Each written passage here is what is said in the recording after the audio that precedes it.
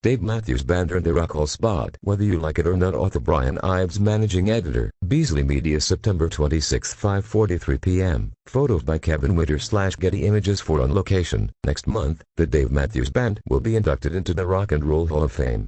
This probably annoys some people, as their music also annoys some people.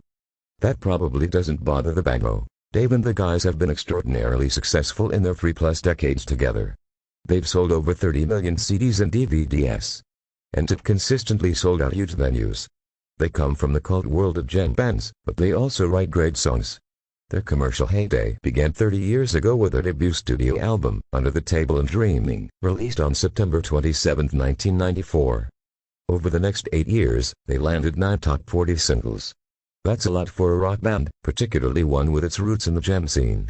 Neither the Grateful Dead nor the Allman Brothers Band ever enjoyed that kind of pop success. In the AAA format, they've had 30 hit songs.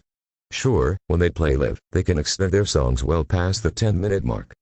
But whether you like them or not, you have to acknowledge that, without having great songs, they would not even be in the Rock and Roll Hall of Fame conversation. And regardless of your feelings about the pop charts, most jam bands don't score lots of hit singles. There's something about the Dave Matthews Band that is different. Full screen volume off. Dave Martinez on Stone Garrett's Great Game Close. I remember the first time I saw the Dave Matthews Band. I went to the HORDE Festival in the summer of 1994 at New Jersey's Waterloo Village. The Allman Brothers Band was the headliner. Blues Traveler and Big Head Todd and the Monsters were also on the bill. My recollection is that the Dave Matthews Band was on the second stage. I wasn't particularly interested in roaming to that stage. But I was walking around the grounds, and I heard this really unusual sound. So, I wandered over to see who was playing. It was, as you've guessed, the Dave Matthews Band.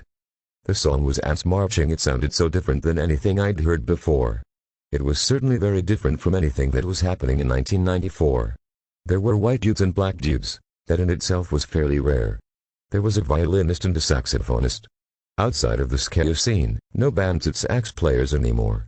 And outside of John Mellencamp's band, who had a violinist. Their leader had a funny voice and played acoustic guitar, but they were more like a jazz band. Also, they didn't seem very jammy, probably because, as with most second stage bands, they didn't have a long time slot. I thought, these guys are way too weird, they're not going anywhere. Little did I know. Dave Matthews Band, Ants Marching, official video. I was, and still am, pretty scene agnostic that summer. I also went to Lollapalooza and Woodstock '94. Over the next few summers, I spent lots of my time and money at Ozzfest, the Warped Tour and the Lilith Fair. I always liked most of the main stage acts, but rarely all of them, and I loved to find new bands on the smaller stages. Remember, this was before streaming, so finding new bands wasn't cheap. I also spent a lot of time at those listening kiosks at Tower Records. Remember them. But I rarely found new bands that I was excited about in the jam band scene, even though I respected the musicianship, which was obviously pretty incredible. I got a copy of Under the Table and Dreaming, and, while it was different from most of the music I listened to, I dug it. I had tickets to see them a few months later at New York's Roseland Ballroom with Big Head Todd and the Monsters. My recollection is that the show was billed as a co-headlining situation, but by the time the concert took place, it was clear that the Dave Matthews Band was the headliner. I'd been to some jam band shows by this point. I'd seen the Dead and the Allmans before. And let me tell you, the people watching at these gigs is really fun. But my attention was drawn to the stage for most of the show. Dave had a weird kind of charisma, and the band, drummer Carter Beauford, bassist Stefan Lessard, violinist Boyd Tinsley and a late sax player Ulrich Moore, were just fantastic. In a headlining scenario, I got a better idea of how they fit into the jam band world. They definitely did longer versions of their songs with lots of improvisation. I appreciated what they did with the songs. Over the next few years, it was wild to see this band, who were very unlikely stars, become constant presences on MTV and VH1 and become stadium headliners. They consistently knocked out massive albums over the next few years. 1996's Crash, 1998's Before These Crowded Streets, 2001's Every Day, 2002's Busted Stuff and 2005's Stand Up.